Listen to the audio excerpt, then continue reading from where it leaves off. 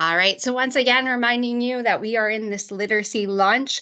It goes up from grades 2 to grades 8.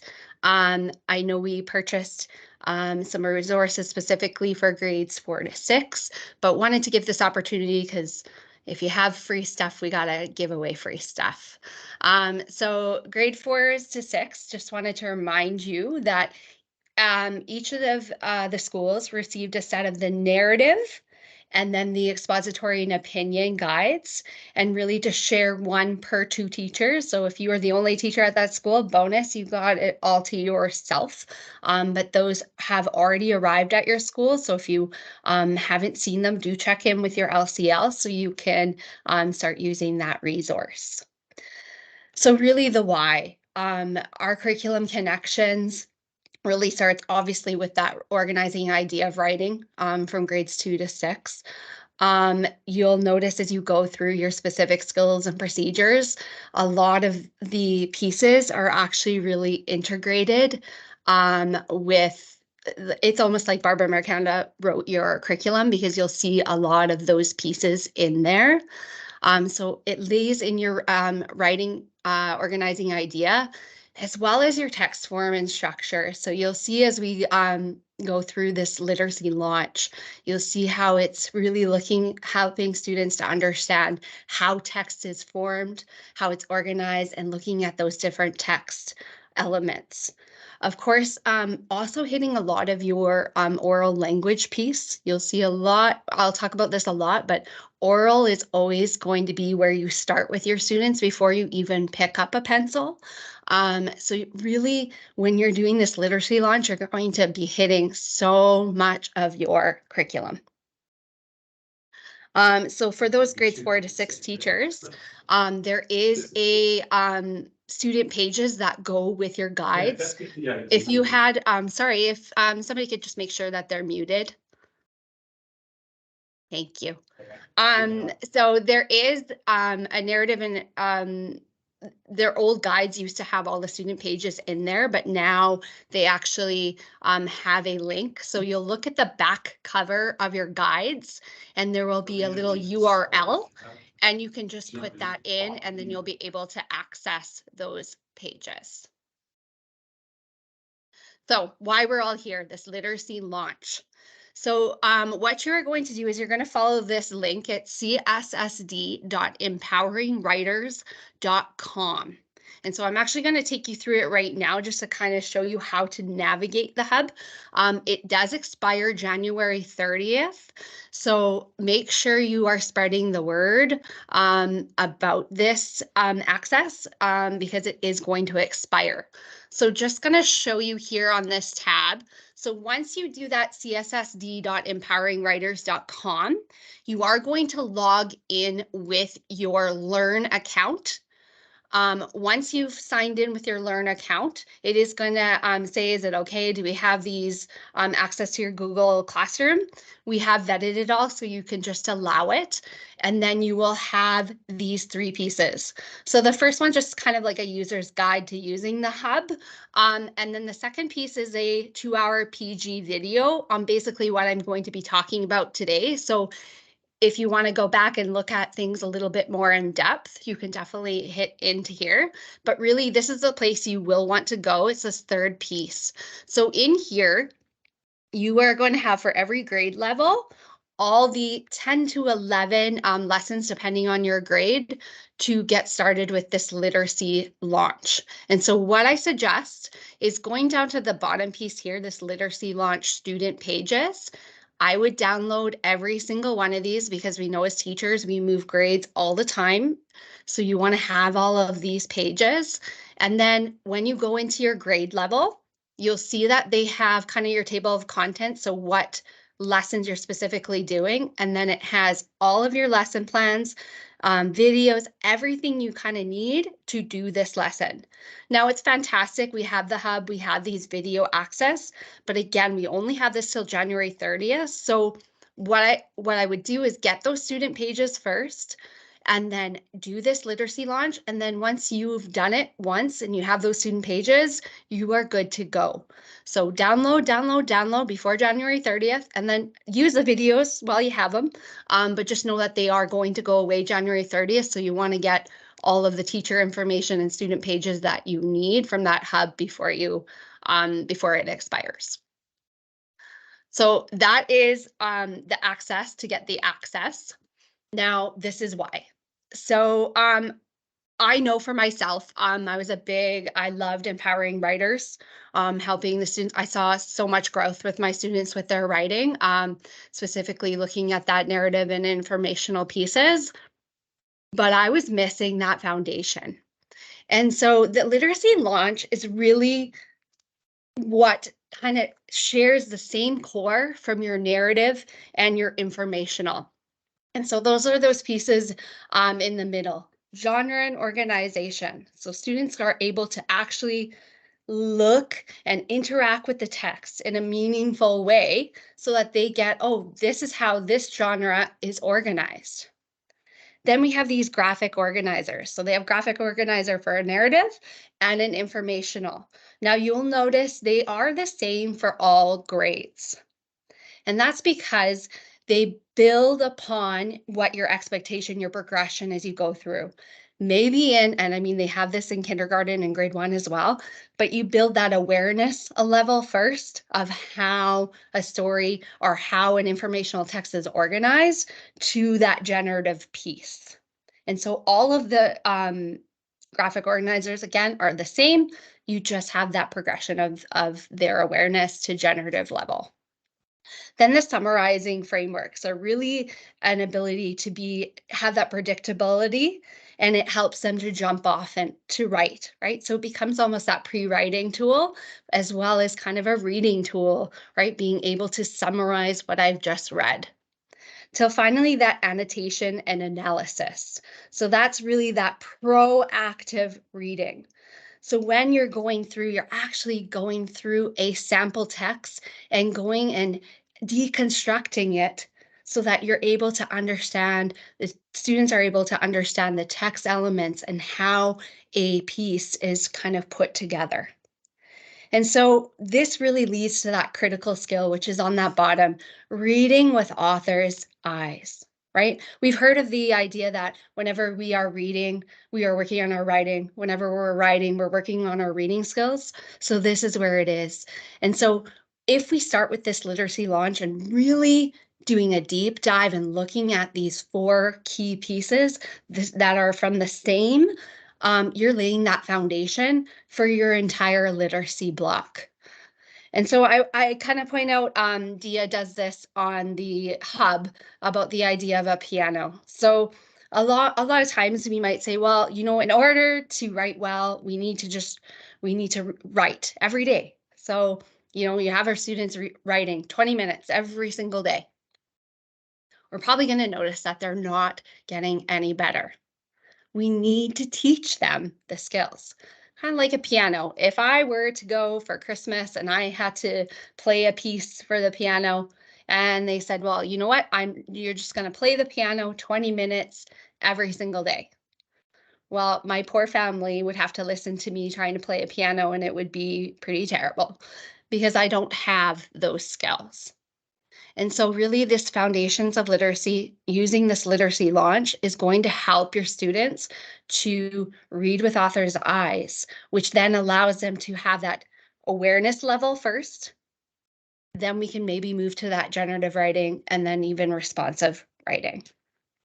So I kind of talked about this already with the idea that every writing experience is a pre-reading experience and every reading experience is a pre-writing experience. So when you are looking at text with your students, you are able to show them how the author created that piece, and they can pull out the different text elements, which helps them to think about how they would do their writing. And vice versa. When they're writing, they are pulling in a piece and seeing how the reader would look at their piece of writing. I love this quote, reading is like breathing in, writing is like breathing out. Really, these 2 pieces are so core and work together When you're working on reading, you're working on writing. And when you're working on writing, you're working on reading.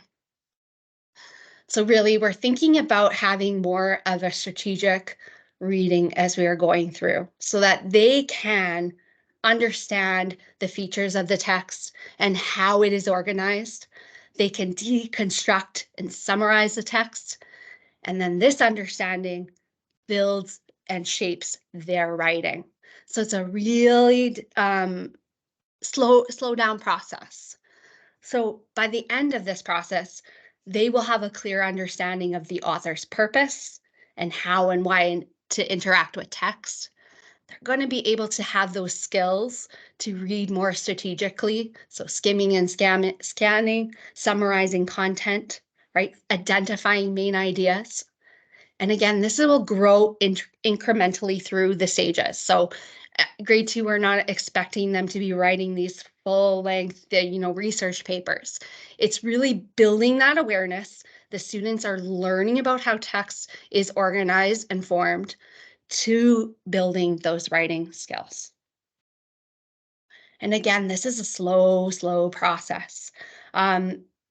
This is actually asking teachers to take a step back before they do any writing. They're thinking about that oral piece. So the awareness, looking at the text, analyzing it so that they begin to read it with their author's eyes. Then, as you go through the guidebooks of the narrative and the expository, you are teaching those skills in isolation, and then they are able to generate that writing, which means that they can respond to text and they can become more strategic readers and writers. Again, this is a process, awareness to actually being able to write these pieces. So the methodology behind empowering writers is these 4 pieces. So anytime I go through any of the parts of the literacy launch, this is how they are modeling the process. So it really begins with the whole class instruction. And the reason being that they want to have this common language and assured experiences. So when I'm talking about elaborative detail, every one of my students knows what that means. When I talk about adding more thought or details into my writing, they all understand it. It's this common language and common experience that all the students have. So it begins with always looking at that skill or concept through published examples. So I loved using picture books. You can use short novels. It can be any type of published example where you're actually looking at it and seeing, oh, how did this author do this skill or use this concept? So going through many examples so that it's like a model for them. Now, number 2 is model, and I put it in bold with a star beside it because it really is the most important. And sometimes it is the scariest thing for us as teachers to do, right? We're scared to model this writing experience, but it is so important. And it's great when we may not do our best as one day, but that's the way authors are. We're not always perfect. And so you are explicitly going through and modeling that specific skill. And so really it's going to help them to build their vocabulary, transitions, and they get to see that skill come alive. So they've seen it by a published author, and now they get to see their teacher model that skill and that process of coming to that skill. Till we come to guided practice. So now your students are actually just going to try the exact same thing you modeled, and they're going to do it with that guided practice. Now we have peer conferencing there as well. And peer conferencing works in this situation because they have that common language. So instead of having a million students behind your desk, because we know this happens, you do your model, they try it, and then they want you to see it. Well, here now you can have that peer conferencing because they have that same language. They can ask the questions. Well, do you think you added a sound to your elaborative detail? Right? So they have that common language that they can talk about their writing with. So you would really stick in that 2 and 3 zone for quite a while before you even come to that application process where they actually do it independently. And so again, that oral always precedes written. We're not picking up the pencil yet. It's always starting with that verbal piece. We're talking about it before we even get pen to paper. So the literacy launch, let's get into what we're actually going to do in the classroom for this genre and organization, graphic organizers, summarizing frameworks, and the annotation and analysis. So this is just some teacher background information for you. You will have access. I will send these slides to you tomorrow. But just to give you an idea of the different types of genres and ways we organize our writing and just really that purpose. So again, just your background information. So the graphic organizer for the narrative writing diamond, so really represents the shape and proportions of our narrative. So you'll notice the main event is the big piece of our writing, and you see the entertaining beginning and extended ending, same size on either side. And it really helps to illustrate each distinct skill that you're going to be teaching the writers so that they can tell their story. And again, a tool to help them to organize and elaborate their narrative stories. Now, it is not explicitly put in our narrative diamond, but really looking at the building blocks of our story, like plot or theme or motivation. These are things that you can build as an awareness level with your students as you're going through your different literature and going through the narrative diamond. But again, it's an awareness level to a generative. And so they do have a their summarizing framework kind of has this idea with those literary elements. So like your entertaining beginning, your elaborative detail and suspense is really giving the setting and motivation for the story. Your main event is giving that conflict. And then finally, your conclusion or extended ending will give the theme of the story. This again, depending on how your students are, this could just be awareness, or it could actually be doing this writing piece. And again, it always starts with orally. We're talking about this. I'm using my model. I'm using the guided practice before we're even doing any application. So the informational pillar really is like an accordion, again, represents the shape and proportions of what an informational text will look like. Your introduction and your conclusion are your big pieces with that main ideas and details in between. Set up logically and sequentially, top to bottom, left to right, just as we read. Now, I used to do this, and I was so happy to hear that this does not have to be done, but I used to think you had to have 3 main ideas with 4 supporting details for every single one. No, right? If your students are only doing 2 main ideas and they have 3 details or 2 details, that is absolutely fine. The only thing that we always say, just to keep that proportions right, is if we are only having 2 main ideas and 2 details, they should be the same. So main idea 1 should have 2 details, and main idea 3 or 2 should have 2 details as well. Wanted to know that this informational pillar can also be applied if you are working on opinion writing or research writing. We know this has become a lot more part of our new curriculum, so you can apply this same pillar to those genres of writing. Each of the diamond and the pillar come with summarizing framework. Again, this is a great tool for pre-writing, so they could fill this in before they even start their writing pieces, and a great way to also help with summarizing when they're looking at text and being able to identify those key features. So this is kind of how we would begin with the first piece of recognizing genre. So I would go, before I even start with this, I would review the organizational frameworks with the students.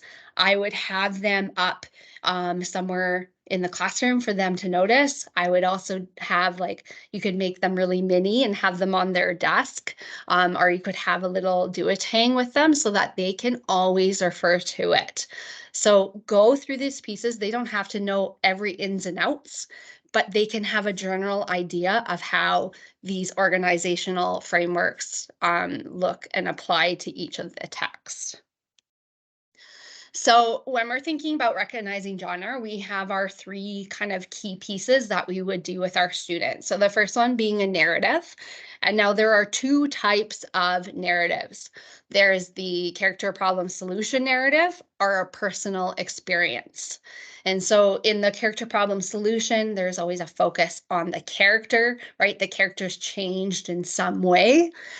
Whereas a personal experience is more of a focus on an experience, setting, or activity. There is likely no problem in there.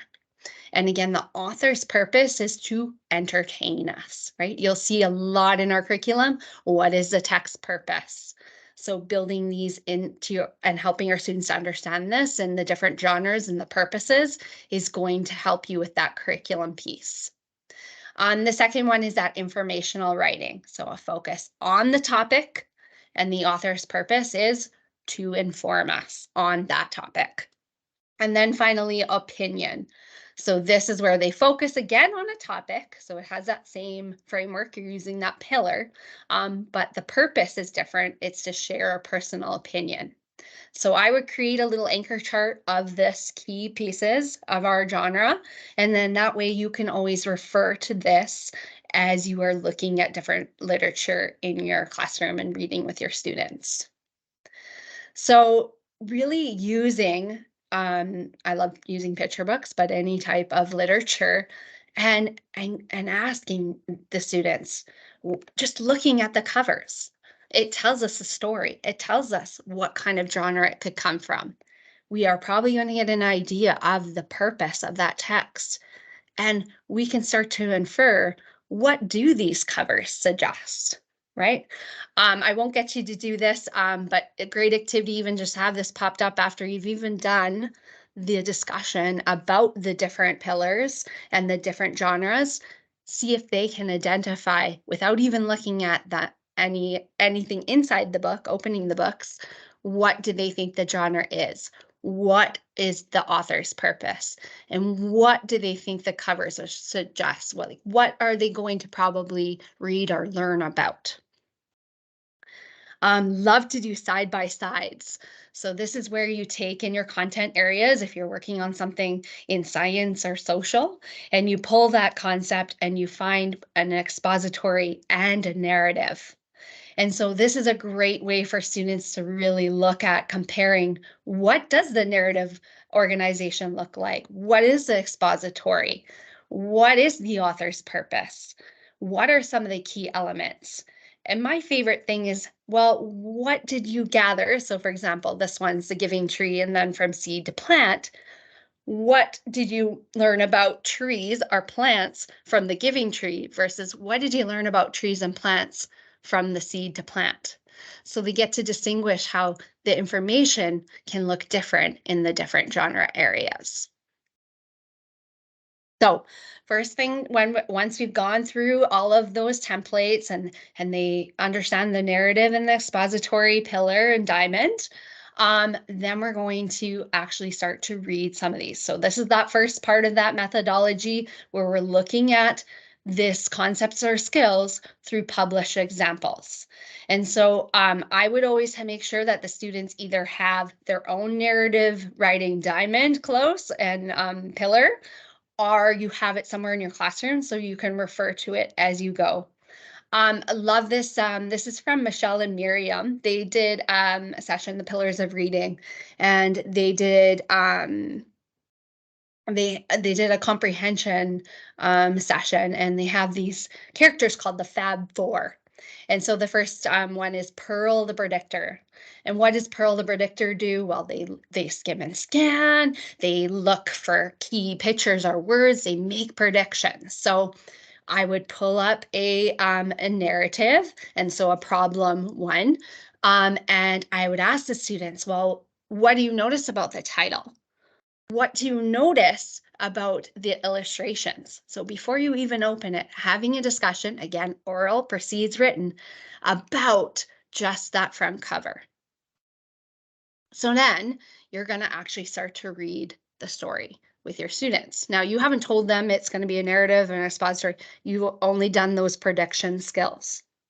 So you are going to ask the students, one of the strategies we're going to do if we're thinking about whether it's a narrative, there are two types. Could it be a character problem solution or a personal experience? So as you're reading, you want the students listening. And if they hear that there's a problem in the story, they are going to say, that's a problem. So as you're reading, anytime they hear it, they're all going to say it out loud. Great way to make sure they're listening, but identifying where is the problem in our story. As you're going through, you are pointing out those features of the narrative diamond. And again, love to have it right on their desk so that they can kind of go, oh, this is the main event, right? This is their entertaining beginning. They use these ideas, right? So you're going through it, referring to the organizational templates, that narrative diamond as you go through. So once you have gone through the whole story, you've gone through how they started their beginning, some of the elaborative detail, main event, all of those pieces, then you can actually build the summarizing framework again together and just orally. The story is about, well, what was the character in this story? What was the problem? And how was the problem solved? One of the things I love to do with my students, just to give that visualization of the diamond, is as I was reading, you would put in Post-it notes for each part of the diamond. So this was the beginning. I put my sticky note in. Oh, we noticed that this is where they started some suspense. That's where I put the sticky note, et cetera, so that by the end of it, I could show the students visually that the main event was the biggest portion of their story. And so this leads, right, there's your reading experience. Now look at that writing experience. They get to see that visualization that, oh, when I'm writing, my main event should be the biggest portion of my story. So I would continue doing examples of narrative problem stories with your students with that same process. And notice we have not done any writing. We are laying that foundational work so that they really understand that text organization, author's purpose, and identifying that summarizing framework for those narrative stories. So then when you feel like they're starting to get a hint of how this is working, now we're going to bring in a personal narrative. And again, we're still working at that published examples. We can use the idea of, oh, Pearl the Predictor. Let's look at Owl Moon. Let's look at the title. What do you notice about the illustrations? Do they look realistic? Or do they look cartoonish? What do you think this story might be about? What do you think the author's purpose might be? Again, have that narrative writing diamond already in front for the kids so that they can refer to it. Now, again, you're going to set them up with the same idea. Every time you hear a problem, you're going to shout it out. That's a problem. Now, as you, if you are familiar with the story, this is about a dad and a son who go out into the woods and they go owling. So it's going to focus on an experience or an activity of owling. And so as you're reading, the students are going to start realizing that there isn't a problem. And so this is where you can start to point out those different features of the narrative diamond, but the idea that it's not a problem, but it's more of an experience. Again, this is from Michelle and Miriam. A lot of times I know we're always looking for ways to build comprehension as we're going through. We ask lots of questions. So one of the Fab Four is Quinn the Questioner. And this is a great one to even just share with students about 3 types of questions. So you have your quiz show questions. So that's really the ideas that can be found on the page. If you think about our FNP, it's kind of like that within the text questions. Then you have your Discovery Channel questions. So you really have to connect beyond the page. So those are really about the text. And finally, those talk show questions. So this is where there's no right or wrong answer, and it's really what do they think or what would they do? So those are beyond the text questions. This is just something for teachers. You can think about them as being level 1, 2, and 3 questions. I also love using the cue chart and having that handy for myself to kind of create those high, medium, and low questions. So how this works is you would have your low level questions are again within the text. So you use the where, did, or who, can, questions. And then we have our medium questions, which are the kind of like those yellow parts. So how did or who would. And then finally your higher level questions. So why might or how should. So a great way to just kind of create questions, even just having it on the fly. These are linked on our NCIS site, the cue chart. But again, I will give you these slides so you'll have access to this cue chart.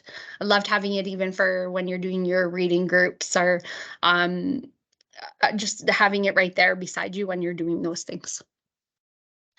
So again, you've gone through, they've realized that there isn't a problem. You've identified those different features from the diamond, and now you do that summarizing framework together as a class. Who is the character? What was the adventure experience? Well, this one in this case was about owling, and how was the experience concluded?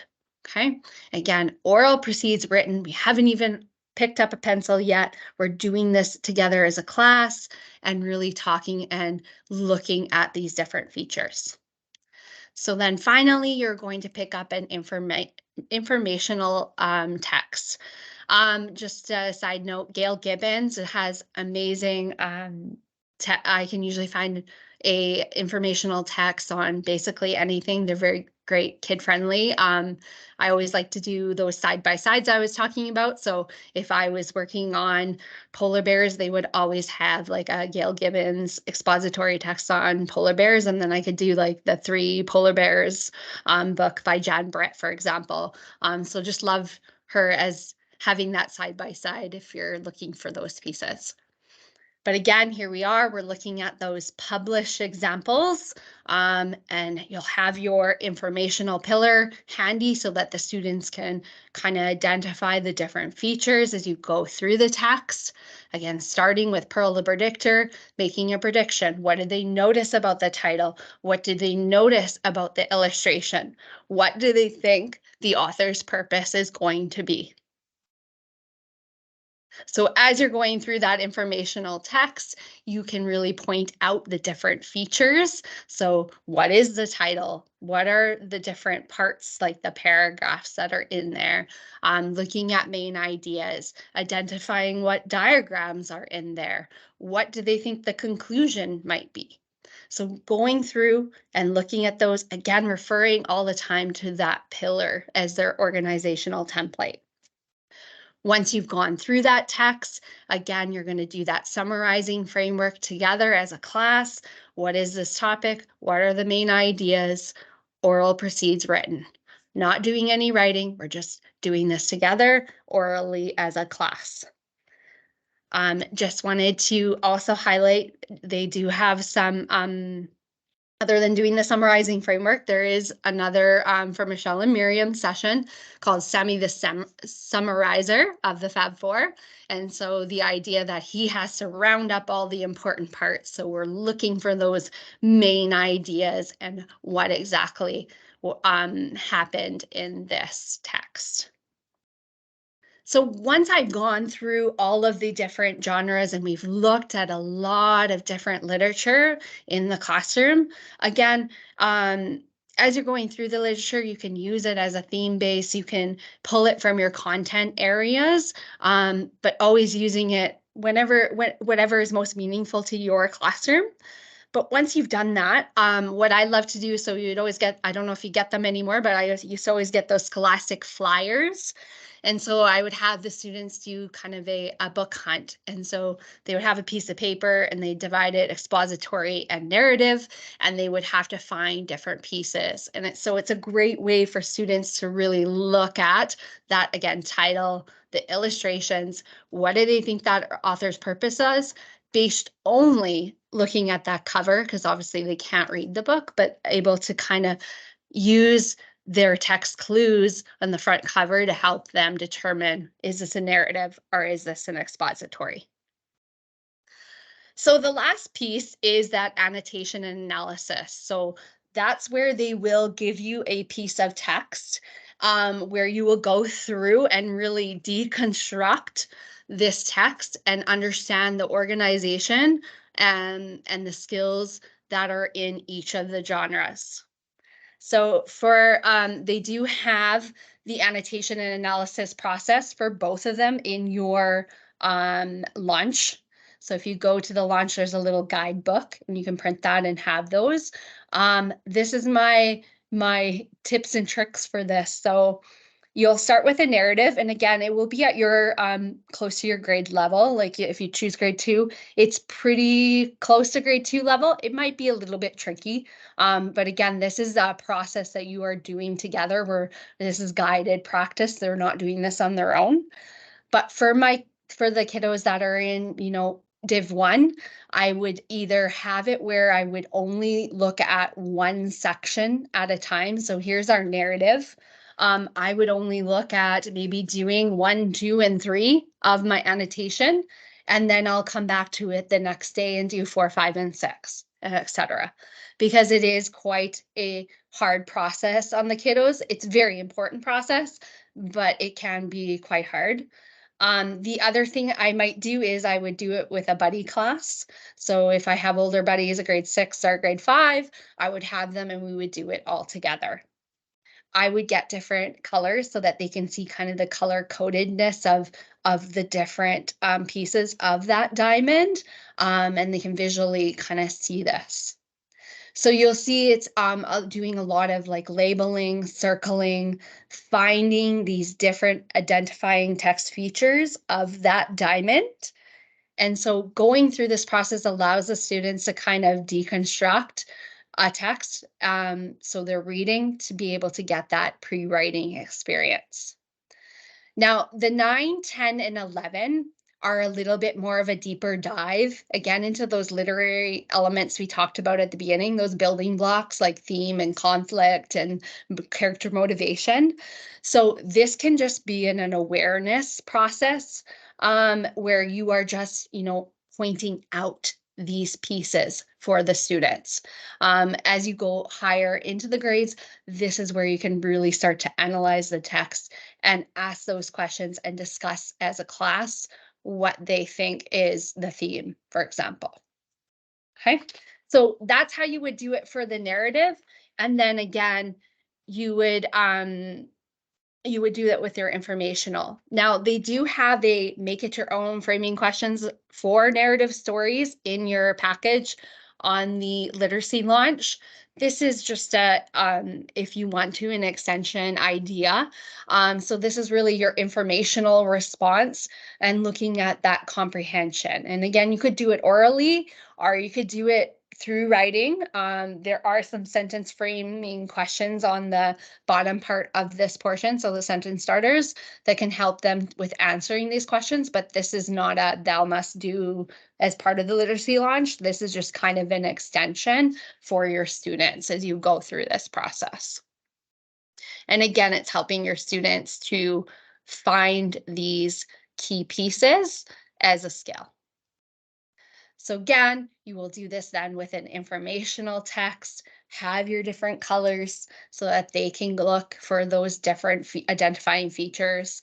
Again, in those lower grades, like numbering each paragraph, oh boy, that would be, a week's lesson on what is a paragraph, right? So break it down into multiple days or do this in a buddy class to kind of help them through this process. Of course, with our older kiddos, they'll be able to do this again, this is guided practice. They're not on their own. So this is another extension piece, and again, does not have to be done, but a way of learning how to create a summary paragraph. And so when you're going through, for example, your informational text, and you've done that summarizing framework of having your topic and your main ideas, then creating kind of a summary paragraph from that. So you use these sample sentence starters. So in this text, the author, and then we're going to use our informative verbs. So in this text, the author emphasized the plant life cycle, for example. Okay, so building that idea, again, modeling these ways of creating a summary paragraph with the sentence starters and these informative verbs. As soon as I saw these informative verbs, I'm like, this is tier 2 words. So for those that don't know what I'm talking about, so in our new curriculum, we do have those tier 1, tier 2, and tier 3 words that we are supposed to be teaching with our students. And so tier 1 is kind of like your conversational vocabulary, which they kind of just naturally acquire as they're having conversations and talking and just being immersed in our language.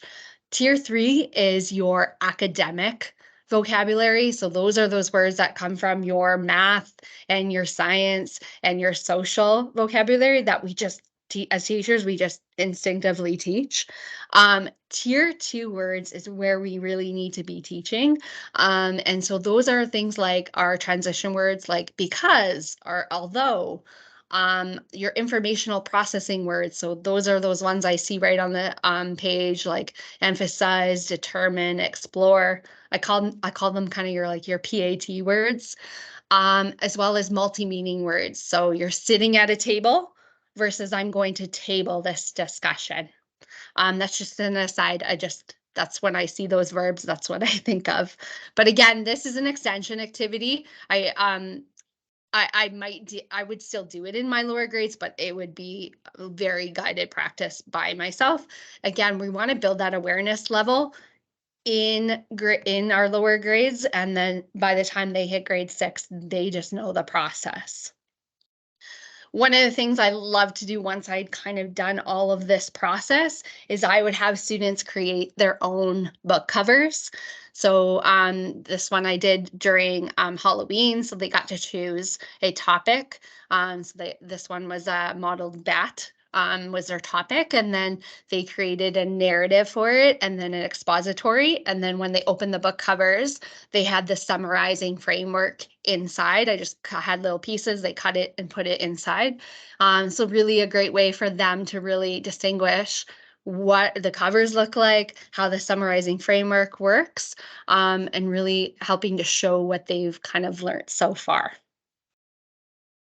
So really, again, that literacy launch is like the core foundations of starting your program. If you start with this, they're able to apply this to all content areas and really gives them a deeper understanding of how text is built.